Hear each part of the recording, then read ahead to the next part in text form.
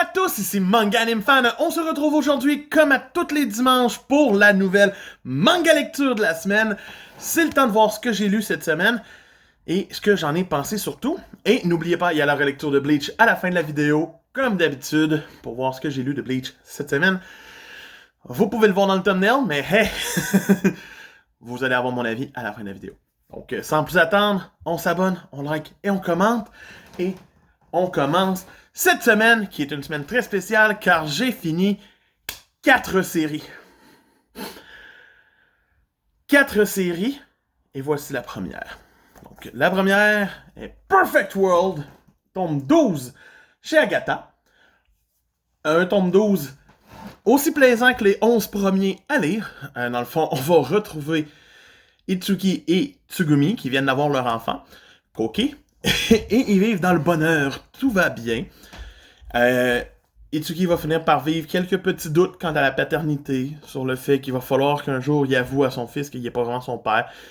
Puis Tsugumi aussi, il vit la même affaire. Ils vont finir par le faire, ils vont finir par lui avouer lors d'une sortie familiale sur le bord de la mer. Et c'est vraiment beau à voir. Je trouve qu'il est un peu jeune, Koki, pour recevoir la nouvelle, tant qu'à moi. Tu sais, 5 ans, 4-5 ans, il s'en rend pas vraiment compte de ce qui se passe. Même 3, 4, 5 ans, ça c'est pas clair. Il se rend pas tant compte de ce qui se passe. Puis il se fait dire, ouais, maman et papa ne sont pas ton vrai maman et papa. Tu as une autre maman. Il est pas là mentalement. Mais sinon, c'est vraiment sympathique. On va même avoir la fin de l'histoire de leur ami qui est aussi tombé en fauteuil roulant pendant la série, qui va se marier avec une autre fille en fauteuil roulant. C'est cute de A à Z, c'est un feel-good manga, puis ça va toujours l'être, sincèrement. Perfect World m'a fait vivre beaucoup d'émotions dans ma lecture du début jusqu'à maintenant, jusqu'à la fin. Et je vous recommande quand même de lire si vous cherchez une série courte, quand même, 12 tomes, qui n'est pas un shoujo sous-entendu du genre « Ah, elle veut sortir avec lui ». Il va y avoir des complications rivaux, ta. Oui, il y a un petit peu de ça. Mais il y a beaucoup plus sur l'humain dans Perfect World. Et c'est ce qui fait que j'ai vraiment apprécié ma lecture du début à la fin. Par la suite, j'ai fini avec le tome 14, Platinum End, publié par Kazé, du duo iconique de Death Note, des deux auteurs. Et, comment expliquer? C'est le temps de savoir qui devient Dieu et ce qui advient des personnages par la suite. Platinum Man est pas mon titre préféré de base. J'avais vraiment aimé la prémisse du tome 1, 2, 3. J'avais commencé à décrocher après. C'était comme, hein? Puis c'est revenu en force dans les 2, 3 derniers tomes que j'étais comme, ok, c'est intéressant. J'ai hâte de voir ce qui va arriver pour la fin. Et la personne qui est choisie pour être Dieu, avec des dessins, toujours, faut jamais oublier que les dessins sont la force de cette œuvre-là. Et dans le fond, la personne qui est choisie pour être Dieu, je suis comme, ok, fine, c'est le petit kid qui est Nakaomi. Ok, c'est le gars qui voulait que les gens qui pensent à mourir puissent mourir. Fine, il a le droit de devenir Dieu. Dans le fond, il va le devenir dans des images vraiment magnifiques. C'est stylé à 300 000% de voir ce genre de dessin-là. Et il va devenir Dieu, puis il va éventuellement apprendre c'est quoi voir tout ce que l'humanité est. Et il va finir par prendre la décision d'éradiquer l'humanité au grand complet en les faisant juste disparaître. Pop, pop, pop. C'est une surprise de voir que tout le monde meurt. Pas juste genre quelques personnages, mais l'humanité entière est décimée à la fin de l'œuvre. C'est le choix pour que personne souffre, puis c'est la meilleure façon de faire. C'est un peu drastique, mais j'ai bien aimé la petite twist à la fin qu'il y a comme des êtres supérieurs qui regardent la Terre et qui se disent « Ouais, on n'a pas réussi encore à trouver la méthode de nous tuer. » Fait un récit en dents de scie, Platinum Man, mais une fin qui m'a pas particulièrement déplu. C'est tout ce que j'ai à dire. Par la suite, j'ai lu le tome 20 de Slam Dunk, dernier tome de la Star Edition de Slam Dunk. Chez Kana, c'est la fin du match avec Kisano et de Shoku et de Sano dans le fond. Mais c'est un match qui n'arrête pas. Slam Dunk, pour moi, ça a fait ça. C'est parti en flèche. Ça tombe dans mes séries préférées maintenant. Officiellement, tous ceux qui me disaient « Ouais, Slam Dunk, c'est vraiment bon. » Puis que j'étais comme « Ouais, mais là, pas encore tant investi, là, puis il reste comme 3 tombes, puis 2 tombes. » Puis... Là, je l'étais! Je l'étais. La meilleure twist qu'il y a dans cette tombe-ci, avec Sakuraba blessé qui essaye de continuer puis qui peut gâcher sa carrière de joueur de basket à tout moment à cause d'un faux pas, c'est que à partir du 4e chapitre du tome, où c'est que Sakuraba va être sur le banc, on va avoir un enchaînement de chapitres jusqu'à la fin, sans avoir de title card, dans le fond. Pas de... pour vous montrer, pas de... Après ce chapitre-là, on sait plus on est à quel chapitre.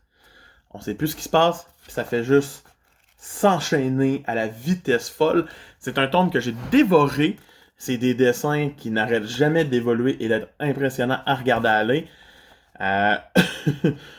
Je comprends le monde de triper sur Slam Dunk. Je ne vous gâche pas ce qui se passe à la fin. Je garde ça en suspens. Oui, j'ai parlé des 2 autres fins, mais... Slam Dunk mérite d'être relu, mérite d'être découvert, et cette édition est parfaite pour ça. Oui, si Kana sort une édition de luxe, je vais tout revendre cette édition et je vais acheter une grande édition avec des pages couleurs parce que ça va valoir la peine. C'est à ce point-là. Slam Dunk, mon coup de cœur de la semaine, peu importe ce qui s'en vient après, je vous le dis tout de suite, c'est Slam Dunk mon coup de cœur de la semaine. Et c'est un coup de cœur. Par la suite, j'ai fini. Enfin, on a eu la fin à Québec de The Promised Neverland. Tome 20, dernier tome chez Kazé. Dernier tome tout court. Et ma relecture du dernier tome, parce que je l'avais déjà lu en ligne, le tome m'a un petit peu moins déçu. La fin m'a un petit peu moins déçu que quand je la lisais à la semaine. Pourquoi? Parce qu'on va récupérer où c'est qu'on était, où c'est que Peter Ratri est en mode genre ah, venez me voir, je vais vous tuer, ma blablabla. Et par la suite, on en apprend plus sur Peter Ratri, sur le clan Ratri. Et c'est une bonne façon de faire. J'aime beaucoup que Peter va finir par se suicider. Et que les enfants vont essayer de venir le sauver, malgré tout. C'est correct. C'est correct. Là, quand au moment où c'est que tout va bien, puis que t'apprends c'est qui le nouveau roi, la nouvelle reine,